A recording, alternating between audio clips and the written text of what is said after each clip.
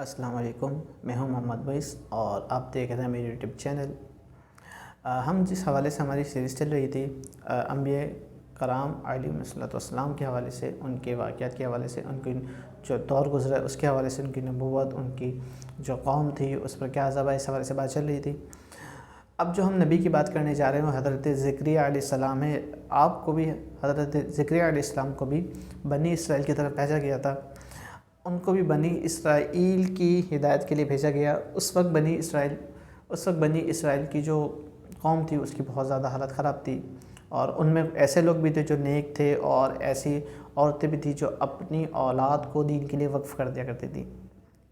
حضرت زکریا علیہ السلام کو طویل مدت تک اولاد نہیں ہوئی، جس پر آپ اللہ تبارک و تعالیٰ سے دعا کرتے کہ یا اللہ عز و جل، میں بڑھ ہو چکا ہوں اور میری ہڈیوں میں طاقت نہیں ہے، اور میری بیوی جو ہے وہ بھی بانجھ ہے، میں چاہتا ہوں کہ میرا جو سلسلہ ہے وہ آگے چلے، تو مجھے کوئی اولاد عطا کر دے۔ اسی دوران جو ہے حضرت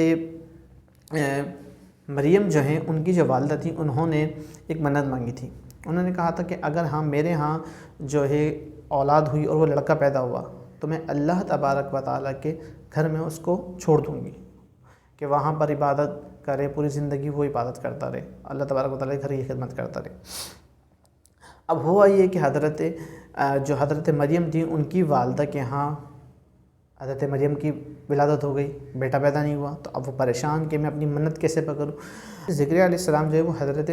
مریم علیہ السلام کے خالو ہیں، تو آپ کی والدہ ان کے پاس جاتی ہیں، حضرت زکریا علیہ السلام کے متعلق ان کو پوری واقعہ بتاتی ہیں کہ میں نے یہ منت مانگی تھی کہ اگر بیٹا ہوا تو میں کعبے میں اس کو چھوڑ دوں گی کہ کعبے کی خدمت کرے، لیکن یہاں تو ہو گئی بیٹی، اب میں کیا کروں، میں تو سمجھ نہیں آ رہا، میں پریشان ہوں اس بات کو لے کر۔ تو حضرت زکریا علیہ السلام ان کے ہی گھر میں چھت کے اوپر ایک اس طرح بنا دیتے ہیں کہ حجرہ ٹائپ کا، کہ وہاں پر حضرت مریم علیہ السلام خوب عبادت کریں۔ اب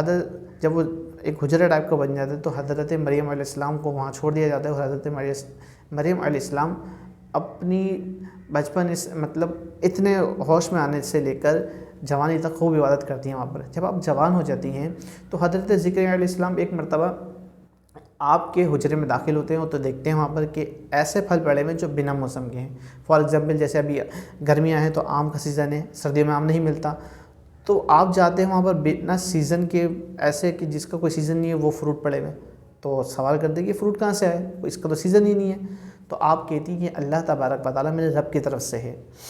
تو جب وہ دیکھتے ہیں کہ یہ بنا موسم کے پھل اللہ تبارک و تعالیٰ اس کو کھلا رہا ہے، تو اس کا مطلب یہ ہے کہ یہاں پر میں دعا کر سکتا ہوں کہ یا اللہ عز و جل، کہ جب یہاں پر تو بنا موسم کے پھل دے رہا ہے تو یا اللہ عز و جل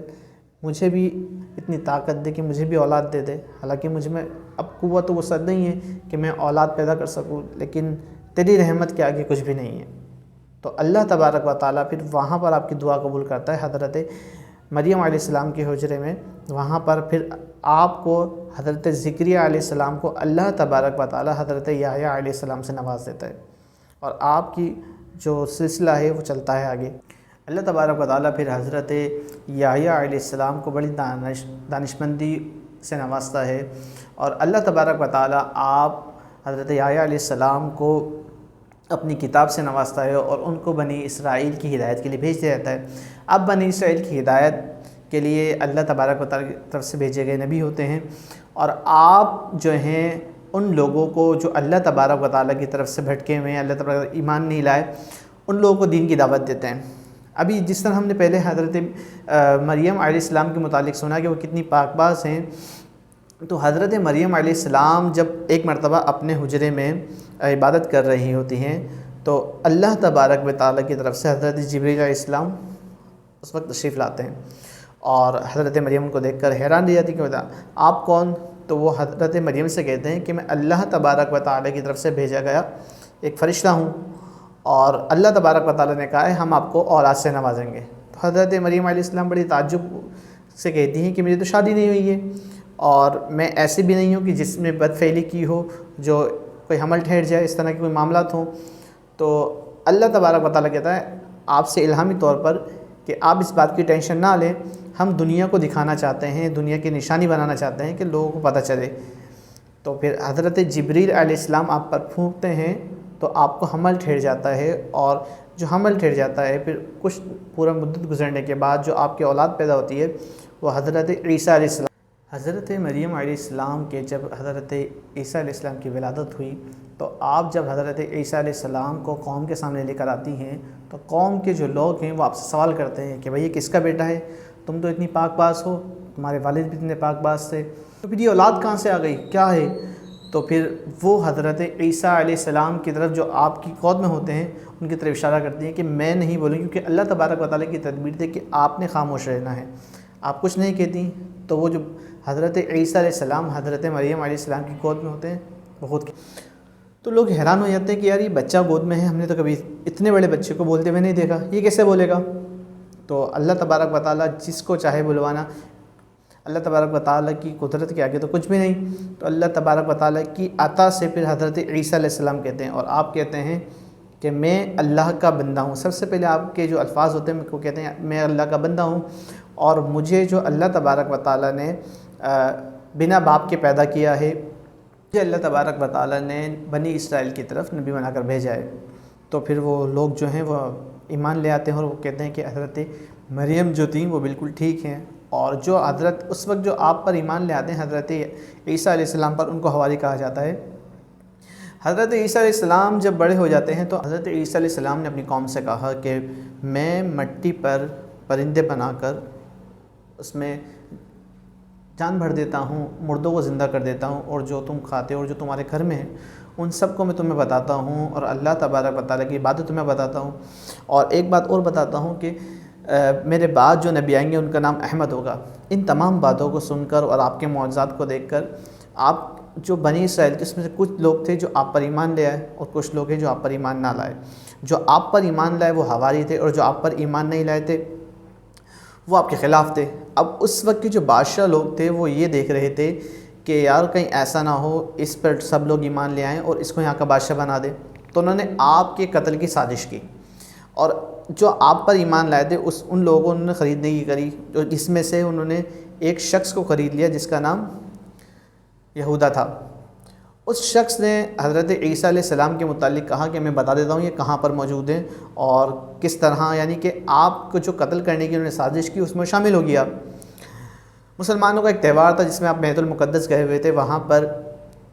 وہاں کے بادشاہ سب لوگ وہاں پر ایک سازش کر لی کہ یہاں پر آپ کو قتل کرنا ہے. جب وہاں سے فارغ ہوتے ہیں تو یہودا کہتا ہے کہ بھائی یہاں پر حضرت عیسیٰ علیہ السلام موجود ہیں اور ان کو کیسے قتل کرنا ہے کہ میں وہاں ان کے ساتھ موجود ہوں گا، تم پیچھے سے لوگ بھیج دینا تو حضرت عیسیٰ علیہ السلام کو ہم وہاں قتل کر دیں گے معاذ اللہ. تو جیسے ہی اب حضرت عیسیٰ علیہ السلام اللہ تبارک و تعالیٰ کی عبادت کر رہے ہوتے ہیں اور یہودا آ جاتا ہے. اب یہودا نے جو ٹائم دیا ہوا ہوتا ہے وہ اس ٹائم پیریڈ پر وہاں پر بادشاہ کے لوگ آتے ہیں، اور اللہ تبارک و تعالیٰ نے حضرت عیسیٰ علیہ السلام سے پہلے ہی کہہ دیا تھا کہ ہم آپ کو زندہ آسمان پر اٹھا لیں گے کیونکہ آپ کو قتل کرنے کی سازش کی جا رہی ہے. تو اللہ تبارک و تعالیٰ کی عطا، اللہ تبارک و تعالیٰ حضرت عیسیٰ علیہ السلام کو زندہ آسمان کی طرف اٹھا لیتے ہیں، اور جو یہودا جو شخص ہے جو آپ کے قتل کی سازش میں شامل ہوتا ہے وہ اس کو اللہ تبارک و تعالیٰ حضرت عیسیٰ علیہ السلام کی بالکل گیٹ اپ میں تبدیل کر دیتے ہیں، بالکل آپ کے جیسا. اب جب بادشاہ کے لوگ آتے ہیں وہ دیکھتے ہیں یہی ہے تو اس کو پکڑ لیتے ہیں، گرفتار کر لیتے ہیں. وہ لاکھ بار کہہ دیتا ہے کہ میں نہیں ہوں، میں نہیں ہوں، میں یہودا ہوں، وہ کوئی نہیں مانتا. اس کو پکڑتے ہیں اور اس کو لٹکا دیتے ہیں سولی سے اور اس کو قتل کر دیتے ہیں. حضرت عیسیٰ علیہ السلام کی جو قوم تھی، پھر آپ اس دنیا سے چلے گئے تو آپ کی جو قوم تھی، جو لوگ آپ پر ایمان لائے تھے، ان میں بھی آگے آگے اختلافات ہو گئے. پھر ان لوگوں نے یہ کہا کہ بھائی حضرت عیسیٰ علیہ السلام جو ہے وہ اللہ کے بیٹے ہیں معاذ اللہ، کیونکہ وہ بنا باپ کے پیدا ہوئے ہیں. تو وہ اس طرح کی باتیں کرنے لگے. اور پھر آپ کی جو قوم تھی ان میں اختلافات ہو گئے. وہ کہنے لگے بھائی ہم 3 خداؤں کو مانتے ہیں. یہ کیا بات ہو گئی؟ انہوں نے کہا 3 خدائیں، یک اللہ تعالی. پھر حضرت جبریل علیہ السلام کو اللہ تبارک و تعالیٰ اپنا خدا ماننے لگ گئے، اور پھر ان کو حضرت عیسیٰ علیہ السلام کو اللہ کا بیٹا ماننے لگ گئے. منصب پہ چلنے لگے، ان معاملات میں چلنے لگے. حضرت عیسیٰ علیہ السلام جب دنیا سے چلے گئے تو اس کے بعد 150 سال تک یہودی ادھر ادھر پھرتے رہے، آپس میں لڑتے رہے. تو آپ کی جو انجیل کی تعلیمات تھی وہ ان لوگ وہاں کے جو ان کے عالم لوگ تھے جو بھی تھے ان لوگوں نے جمع کی اور بہت ساری بن گئی، پھر یہ تقریباً 500 کے قریب بن گئی۔ تو پھر سب کی رائے سے، سب کے یک طرفہ فیصلے سے سب کو ساری جلا دی، پھر 4 بچیں، اور ان چاروں کا نام تھا، ایک کا نام متی، ایک کا نام یوحنا، ایک کا نام لوط اور ایک کا نام مرکز۔ یہ چاروں کتابیں ان کے نام سے منسوب ہو گئیں جنہوں نے جمع کیا تھا، اور پھر وہ آج تک ایک بات پتہ نہیں سمجھ میں نہیں آئی ان لوگوں کی کہ اصل انجیل کون سی ہے، اور پھر وہ کفر و شرک میں زیادہ انوالو ہونے لگے، اللہ تبارک و تعالیٰ کا شریک ٹھہرانے لگے حضرت عیسیٰ علیہ السلام کو، اور آج بھی جو عیسائی ہیں وہ حضرت عیسیٰ علیہ السلام کو اللہ تبارک و تعالیٰ کا بیٹا ٹھہراتے ہیں۔ تو اس حضرت عیسیٰ علیہ السلام کے اس دنیا سے جانے کے بعد تک اور حضرت محمد مصطفیٰ صلی اللہ تعالیٰ علیہ وسلم کے اس دنیا میں آنے تک بہت زیادہ جہالت پھیلے گئی۔ اس جہالت کے متعلق باقی جو ہے جو ٹائم پیریڈ بیچ کا رہا اور آپ علیہ الصلوۃ والسلام کی اس دنیا میں آمد، تشریف آوری، اس کے متعلق نیکسٹ ویڈیو میں بات کریں گے۔ اللہ حافظ، ہستہ لا وستہ، دعا میں یاد رکھیے گا۔